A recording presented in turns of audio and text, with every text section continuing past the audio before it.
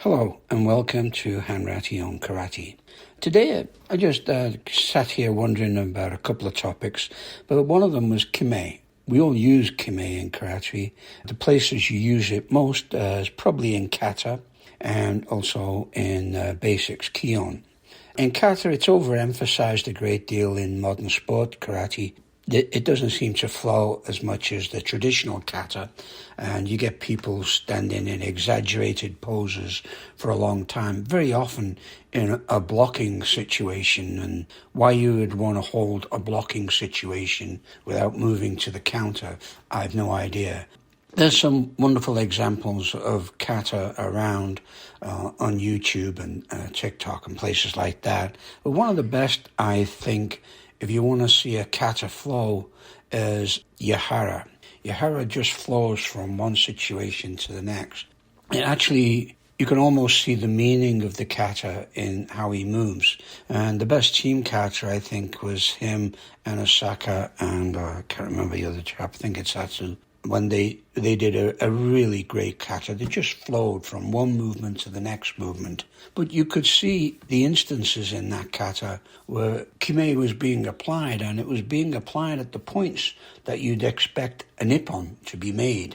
Because in my mind, and I follow Patrick McCarthy's teachings here, kata is just little envelopes of self-defense techniques all put together in a sequence.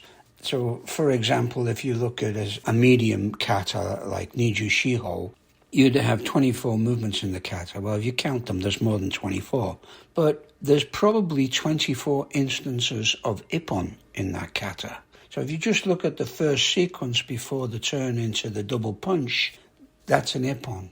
And then that sequence finishes in a kakiwake, which is also an ippon after the izagiri, and so on, all the way through the kata. There's little packages of ippon techniques that you could use or you should be practicing. Now, you're doing them on your own. Of course, they would always be done with another person for them to bring them to life. But what you're doing is you're using Kime in the katas. Now, Kime, if you look it up, it means to set or to choose or change direction. It comes from the verb kumarasu, okay? And we used to say focus in England, okay, focus, which is draw all your attention to one spot, or focus your concentration on this one point. And basically what you do is slam the brakes on your movement, tense all your body, and of course it stops the movement, and then you can move on to something else. It's not readily observable in a kumite situation, but in a kata and in kion, when you're just hitting fresh air, you have to stop the movement, otherwise you're going to hyperextend the joint or do yourself some injury.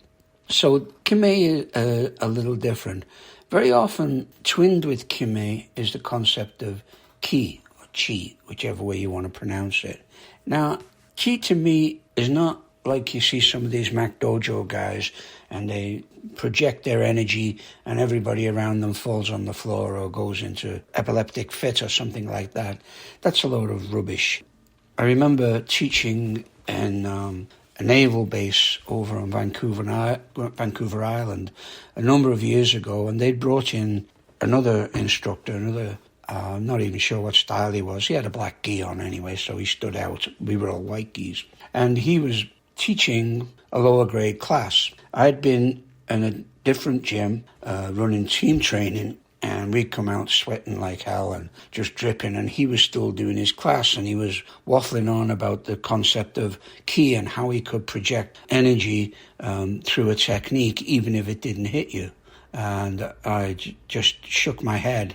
Fortunately, he spotted me shaking my head, and he said, but it's true. He said, if I throw a full power technique, if it comes close enough, even if it doesn't touch you, then you're going to feel it.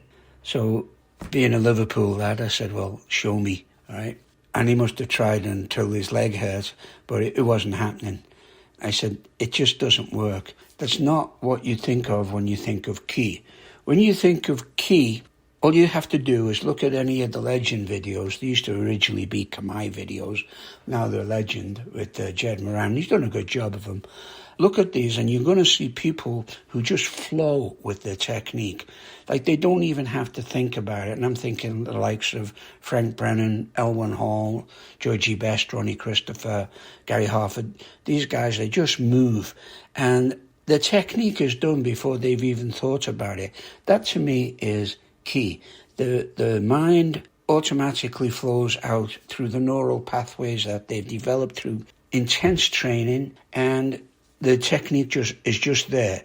I know I spoke to Frank Brennan years ago because we were in the same dojo, and I said, that was a great Mawashigiri you took that guy out with. And he says, I don't remember doing that, John. And honestly, I've been in that same situation. You come off and you've won, and you're not really sure what you won with. It wasn't the referee's fault because he saw something that you did. It's just that you don't remember doing it because it was automatic. That, to me, is a better definition of the state of ki that's supposed to flow through your body, through the neural pathways or energy pathways or whatever. You see Chinese charts and all that, and I believe acupuncture works on that principle. I'm not sure. Acupuncture's never worked for me. I've had tons of injuries and had people stick needles in me. It didn't change. It still hurts. But anyway, that's the way that goes. The thing that I wanted to get across is ki and chi and kime are all different things. Kime, basically to stop your body so that you can move to another technique, and it's got to be instantaneous. You no sooner made it than you're moving on. It's like stances. You hit a stance and you move on. You hardly know that you've made the stance. You transit through it, and there you are. I mean, most times you're sparring, you're almost in a kind of a semi-kokuts, zenkuts, Fudadachi stance. Most people, they're bouncing a little bit on the balls of the feet. They never bounce up. They always seem to bounce down. That's hard to explain, but I tell that to my team members when we're teaching kumite. Don't think bouncing up, always think just bouncing down. In other words, push energy into the floor and let it release. Not push the energy off the floor and then you got to come down again. You got to have more control on that. The other thing that I was talking about was I had a grading last week. I conducted a grading. I've done lots of gradings, and I always tell my students the same thing when we start the grading. It doesn't matter if you don't pass today. You're not going to be any worse than you were yesterday. The same thing as if you do pass today, you're not going to be any better than you were yesterday. Okay? What you do have to do is look for that little core inside, that perseverance part of the Dojo Kun, and push on to make yourself good enough to change. And believe it, grading is not that important. I honestly failed every single grading I ever went to. Anoida used to just automatically draw a line across my grading book, for the B grade, and that was it. And I failed my Shodan 4 times before he got fed up of seeing me. So it's not that you don't know how to do it. You probably don't have control of your emotions while you're doing it. We all get nervous, I know that. But what you need is something that we all know as resilience or perseverance. So resilience comes in a number of forms. If you look up the definition, it's like the elastic ability of a material such as elastic or animal material to absorb energy and then go back to its original shape. That's one definition of it, but it gets pretty complex when you talk about humans and resilience, okay? There's mental resilience and there's physical resilience. So physical resilience is quite easy. You work yourself till you're a greasy spot on the floor in the dojo. You get up, walk out, wash your gi, come back the next day. Hopefully, you're not hurting as much as you were the day before. So that's physical resilience in a very rough form, all right? But you keep coming back. And so you're getting better, and so you can take more, and you can build up. So, and it's perseverance plus resilience. Your body gets resilient to hard training, and it's a great way to be. And for people who never train, like I know there's some couch potatoes around, even in their teens and early 20s, it's such a shame that they're never going to experience the absolute joy of making a technique work and being at your absolute fittest in your life. And knowing that if you take a shock or, a little bit of a setback, you're going to be resilient. Your body's built up enough resilience to get past it, and you're going to work on. Like I've seen people gasping walking up the stairs. I'm almost 80. I got no problem walking up the stairs. This is a body that's built in resilience. It's mental fortitude, because it might hurt. It probably does hurt me, but I go past it. And that's where you come into psychological resilience. Okay, and this is adapting well in the face of adversity or trauma or tragedy or even threats or stress. So you can have family or relationship problems, you can have health problems, workplace, financial. That's where your psychological resilience comes in.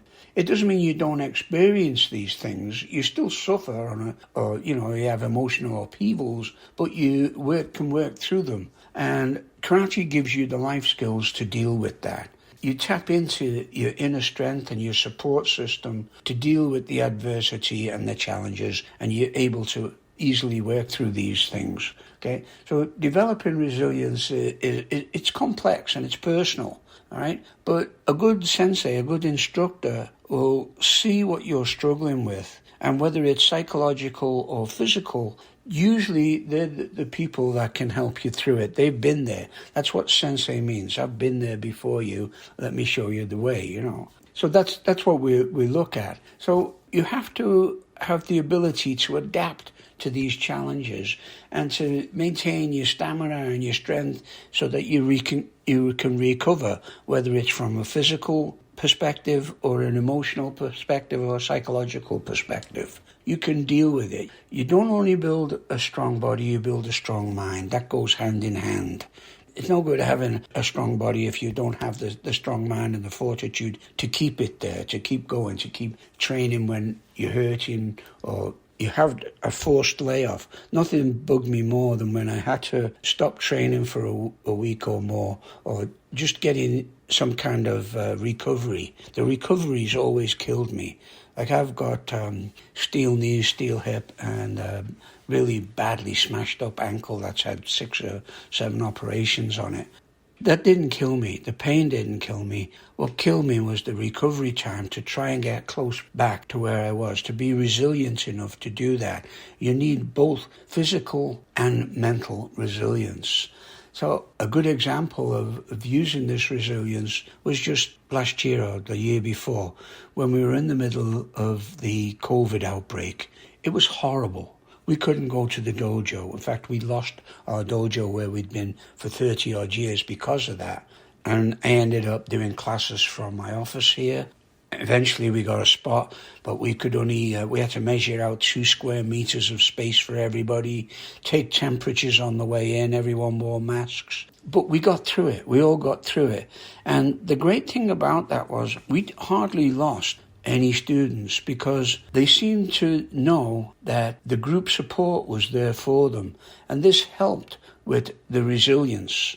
It really did help everybody to know others were going through with it, to discuss how you dealt with it and take ideas from it or offer your ideas to it. And I felt that we did this in a great way. It absolutely killed me doing classes online. I don't know how people can learn karate online. I can't see your whole body. I've got no way of checking you. I can't see if you're putting pressure in the right perspective, forward or back, on the right differentials, on the stances. I don't know exactly if your feet are in line. It's tough to watch people on TV unless you, and we had a screen with, 20 odd people on it in each class. It was hard to look at everyone individually, whereas I can do it in a class and I can usually pick up out the corner of my eye if somebody's making a mess of a technique, and I'll immediately switch to them. Or even while I'm correcting somebody, I've noted somebody else is doing something and I'll keep it in my mind and go back to them. I couldn't do that in online classes, so it frustrated the hell out of me. And I had to deal with that. And dealing with it was how I come to write the handbook on Shotokan Karate. I couldn't teach it at a distance, but I tried to put it in the book. And when you're putting something in a book, especially techniques and a little bit of philosophy, how you train, some methods of training, methods of teaching, the biggest thing for me was not what to put in the book. I had tons of stuff to put in the book. Not only my own experiences, but a lot of excellent martial artists will share their experiences. And I've experienced classes with some of the very best martial artists, Japanese and Western instructors. And taking all of those experiences have given me this deep understanding of how I feel about it. Now, it's not the way everybody feels about it, but it's how I feel about the art of karate. And it's the vehicle I've chosen to carry me through my life. And I'm quite pleased about it. I've no problems with it. I wouldn't change a bit. But we trained hard when we were younger. When I was at the Triangle, we trained hard. I still run my classes hard. But nothing was as hard as getting through COVID with nobody to teach and standing in front of a camera and hoping that everybody was doing it the way I asked them and the way I was trying to explain it. So that was hard. But I believe that karate gave me the perseverance and the character and the dedication and the resilience to get through that. And I'm pretty sure that carried over to my students, and they're still there. So when they were doing gradings, luckily enough, the people that didn't quite manage to meet up to our standards came back. And this is the resilience that you need to progress. We don't have very many that get to Shodan and then disappear. It does happen. Unfortunately, it happens with all clubs. People just think that, okay, I've got my black belt, that's me, I'm invincible, I'm out of here.